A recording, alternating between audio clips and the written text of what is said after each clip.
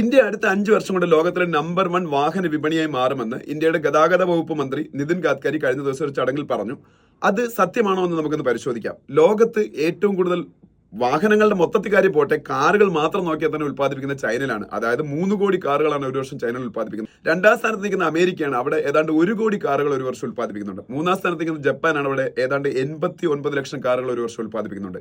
4ാം സ്ഥാനത്ത് നിൽക്കുന്നത് ഇന്ത്യയാണ്, 57 ലക്ഷത്തോളം കാറുകളാണ് ഒരു വർഷം ഇന്ത്യയിൽ ഉത്പാദിപ്പിക്കുന്നത്.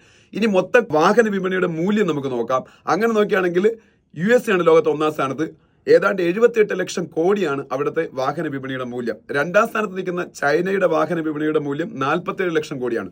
3ാം സ്ഥാനത്ത് ഇന്ത്യ തന്നെയാണ്, 22 ലക്ഷം കോടിയാണ് ഇന്ത്യയുടെ വാഹന വിപണിയുടെ മൂല്യം. 22 ലക്ഷം കോടി മാത്രം മൂല്യമുള്ള ഇന്ത്യൻ വാഹന വിപണി 78 ലക്ഷം കോടിയുള്ള അമേരിക്കൻ വാഹന വിപണിയുടെ മൂല്യത്തെ മറികടക്കുക അടുത്ത 5 വർഷം കൊണ്ടെന്ന് വിശ്വസിക്കാൻ പ്രയാസമാണ്.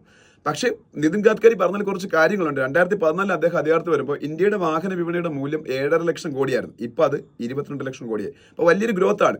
ഈ രീതിയിൽ ഗ്രോ ചെയ്ത് പോയാൽ അടുത്തൊരു 10 വർഷം കൊണ്ടൊക്കെ ഒരുപക്ഷെ നമ്മൾ US ഓവർടേക്ക് ചെയ്ത് 1ാം സ്ഥാനത്ത് എത്തുമായിരിക്കും.